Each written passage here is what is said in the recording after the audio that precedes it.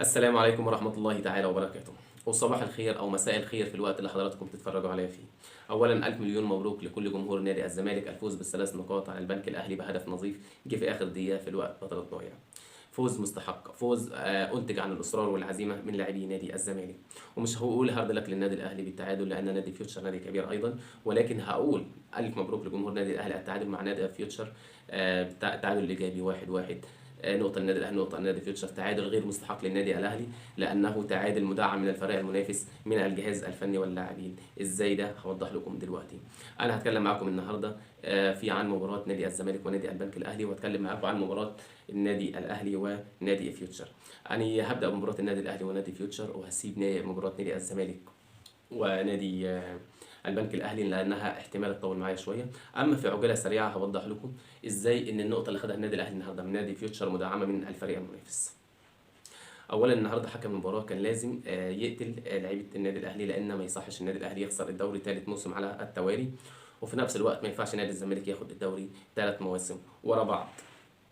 النادي الاهلي كان لازم يفوز بكل مبارياته. التعادل النهارده يعني غلط في حق حكم المباراه وغلط في حق علي ماهر النهارده، ولكن حكم المباراه عمل اللي عليه على اكمل وجه، ولاعيبه نادي فيوتشر بعض اللاعبين مش كلهم يعني عملوا اللي عليهم على اكمل وجه، وعلي ماهر عمل اللي عليه واللي عليه واللي عليه واللي عليه والزياده على اكمل وجه. ولكن إرادة ربنا الله غالبا على أمره إن المباراة لازم تخرج بالتعادل النهارده. حكم المباراة النهارده كان لازم يطلب لاعب، واللاعب ده كان لازم يكون تقيل في أداء فيوتشر ولاعب من المميزين في أدائهم خاصة في مباريات النادي الأهلي، وهو يعني كان لاعب عمر كمال عبد الواحد. انطرد في الشوط الأول. في الشوط الأول لعيبة نادي فيوتشر الهدف اللي جابه النادي الأهلي، لو نلاحظ إن اللاعب شادي حسين بيثبت الكوره في منطقه جزاء النادي الاهلي. اللاعب سعد سمير سايبه تماما شادي حسين اللي ما بيعرفش يعني لانه اساسا مش مقتنع بانه لاعب كوره والله، وهو النادي الاهلي كبير عليه، ولكن شادي حسين النهارده بيستلم الكوره بكل اريحيه. سعد سمير ما فيش ضغط نهائي عليه. شادي حسين بيستلم الكوره وبيلف وكان ناقص يشوط، ولكن لو كان عنده القدرات انه يلف جسمه ويشوط كان هيعملها، لان هو عارف ان ما فيش ضغط عليه نهائي، ولكن هو نفسه ما عندوش القدرات انه يعملها. فقام بصالح حسين الشحات اللي بلا ضغط بلا اي شيء شاط الكرة بكل أريحية في أقصى الزاوية اليسرى للاعب محمود جنش الذي لا يسأل عنه. لاعبي نادي فيوتشر في الشوط الثاني بدأت بدفاع منطقة، ولو يكن هتكون تعليمات من علي ماهر، لأن علي ماهر أيضا عنده قدرات انه يدير مباراه كبيره زي النادي الاهلي، بس ولكن لو الضمير هو ادى التعليمات انه يقفل الدفاع كويس جدا، ولكن انتوا قفلوا دلوقتي وانا هعرف ازاي اخلي النادي الاهلي يكسب المباراه. وليكن يعني علي ماهر ادالهم القدرات اللي عنده انهم يقفلوا الدفاع ويقفلوا كويس قوي. باسم علي هو كان نجم المباراه في وجهه نظري انا النهارده. نادي فيوتشر قفل المباراه كويس جدا جدا، ولكن هجوم نادي فيوتشر جوناثان وعبد الكبير الوادي خيبوا ظن علي ماهر النهارده وحطوا هدف في النادي الاهلي وفاجئوا اداره النادي الاهلي. خيبوا ظن علي ماهر، خيبوا ظن علي ماهر لانه ما كانش مدي تعليمات الدفاع، ما كانش مدي تعليمات نهائيا انه النادي الفيوتشر يجيب اهداف، ولكن لعيبه نادي فيوتشر جوناثان وعبد الكبير الواد خيبوا ظن علي ماهر وجابوا هدف في النادي الاهلي. علي ماهر يسكت؟ لا ما يسكتش، يقوم مطلع الاثنين، يقوم مطلع الاثنين. طبعا كان الود بده كمان يطلع مصطفى البدري اللي رفع العرضيه، ولكن التغييرين الاخر اللي كانوا معاه كان لازم يعاقب الاثنين اللعيبه اللي جابوا الهدف في النادي الاهلي، وهو عبد الكبير الواد وجوناثان. كان لازم يطلع الاثنين. ليه؟ اولا عشان دفاع النادي الاهلي ياخد اريحيه ويتقدم مع الهجوم ويعملوا ضغط على نادي فيوتشر اللي هو بيدرب نادي فيوتشر، ولكن علي ماهر انتمائه الاول والاخير للنادي الاهلي. قام ساحب الاثنين المهاجمين اللي شادين دفاع الاهلي لورا واللي بيدوسوا على الكوره كويس واللي عمالين يوزعوا الكوره ويعملوا انطلاقات، اثنين ما يفهموش سياسه الدوري المصري ماشيه ازاي، ولا يفهموا حاجه اسمها روح النادي الاهلي، سواء روح النادي الاهلي موجوده في اللعيبه اللي بتلعب في النادي الاهلي وفي اللعيبه اللي بتلعب في النادي اللي قصاد النادي الاهلي بتبقى في بعض اللاعبين. ولكن هو طلع الاثنين اللي بيفتقدوا الروح للنادي الاهلي وبيفتقدوا العزيمه والاصرار في لعبهم لما هيعملوا ضغط على النادي الاهلي ودفاع النادي الاهلي ويرجعوه ورا ويقدروا يلعبوا كره على النادي الاهلي، وكانوا من الامكان يحرزوا هدف تاني. هو خلاص طلع الاثنين دول، قال لا انتوا مش هتنفعوني دلوقتي لان النادي الاهلي لازم يكسب، لان النادي الاهلي لازم يكسب. فايه اللي عمل؟ قام طلع اللاعب عبد الكبير الوادي وجوناثان، وطلع اثنين فاهمين يعني ايه الدوري نزل اثنين فاهمين يعني ايه الدوري المصري وفاهمين يعني ايه النادي الاهلي وفاهمين ان انتوا روحكم لازم تكون موجوده للنادي الاهلي، سواء في اول المباراه او سواء بتلعبوا في النادي الاهلي او سواء بتلعبوا في الفريق المنافس للنادي الاهلي، وهو مروان محسن اللاعب كريم نيدفيد.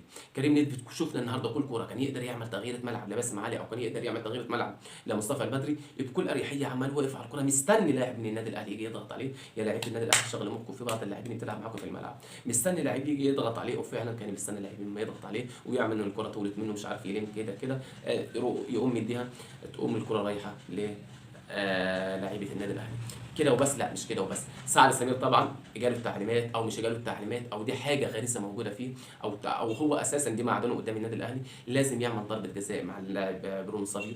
اللاعب ما كانش مشترك في الكره نهائي، ولا كان خطر، ولا كانت العرضيه رايحه له نهائي من على حدود المنطقه، يقوم شادد برونو صافيو. سعد سمير قاصد وقاصد عامة هي يعني كانت ممكن تمشي بحكم المباراة يقول لك لاعب مش مشترك كده يعني، هي ممكن مش يحسبها، ولكن عشان ده امير عمر حسبها، وعشان ده سعد سمير شاد برونو سافيو بكوره اساسا برونو سافيو مش كان رايح على المرمى نهائي، ولا كان رايح على الكوره، ولا كان رايح على العرضيه. سعد سمير قام بالواجب، قام شادد برونو سافيو، وقام امين عمر طبعا حاسبها ضربه جزاء. خطه مدعمه وتعليمات للاعيبه اللي بتلعب مع النادي قدام النادي الاهلي او غير النادي الاهلي.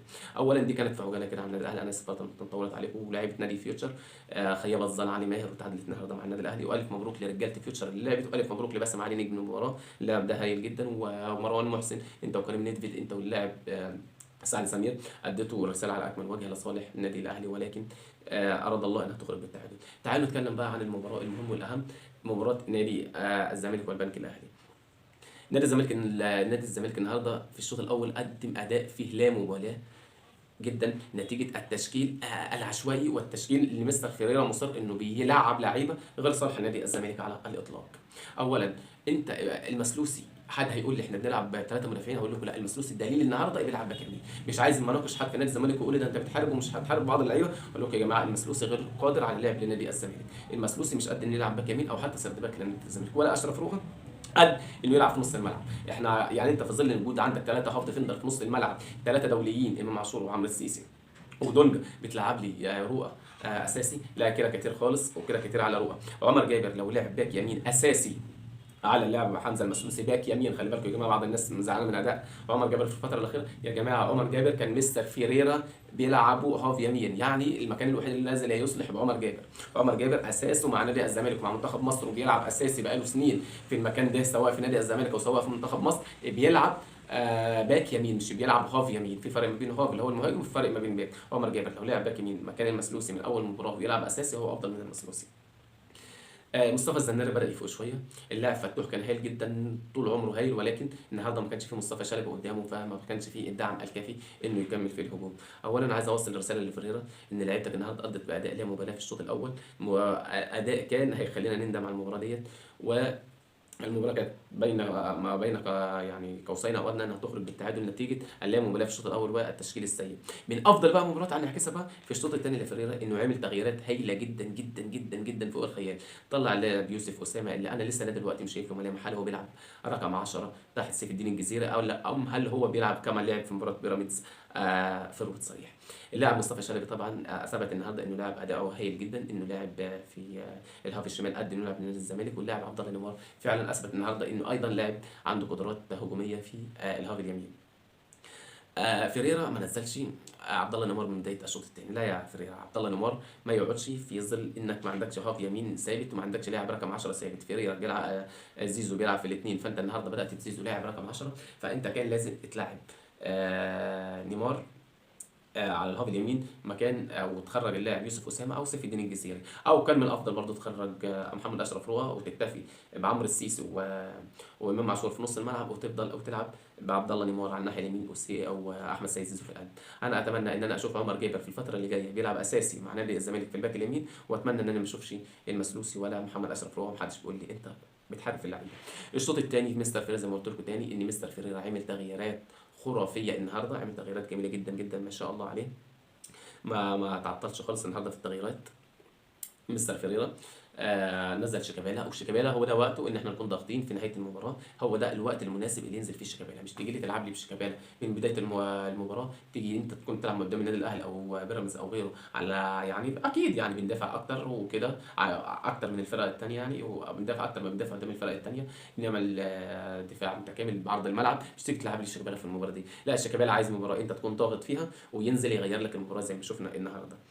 ونزل تاني يوسف اسامه نبيه، وانا مقتنع بيوسف اسامه نبيه زي ما قلنا وزي ما شفنا الهدف اللي جه النهارده انه يلعب فيرود صريح ما يلعبش جناح. يا جماعه احنا لازم الفيرود الصريح عندنا يكون عنده قدرات، مش ينفع احنا دايما نقول الفيرود الصريح يعني لما نشوف لاعب عندنا سريع او كده نلعبه جناح، لا يوسف اسامه نبيه يلعب فيرود صريح وما يلعبش جناح. طبعا غياب مصطفى شلبي وغياب يوسف وغياب عبد الله النمور اللي كان متواجد على الدكه النهارده اثر على اداء نادي الزمالك. مستر فيرا زي ما اتكلمت قلت لكم هيعمل تغييرات جيده جدا زي شيكابالا، ونزل محمود عبد العاطي دونجا، ده ما يقعدش تاني ما يقعدش تاني. مش معقوله بقى هيكون عندك محمود عبد العاطي دونجا بالطريقه دي وهتلعب لي روقه، انت في ايه؟ لا مش معقوله مش معقوله. احنا جمهور نادي الزمالك مش هيقبل ان يكون عندك دونجا وتلعبه لي اساسي على مش هيكون عندك دونجا وتلعب روقه اساسي عليه. لا مش لا كده كتير قوي جدا كتير جدا. هو نتمنى ان نشوف دونجا وعمرو السيسي في قلب الملعب وامام عاشور يتقدم لقدام في ظل النقص العددي في الهفوات اللي عندك. وبالتوفيق نادي الزمالك والف مليون مبروك. والنهارده شفنا يوسف اسامه نبيه بالاصرار والعزيمه احرز هدف الفوز في الدقيقه 96 او 97.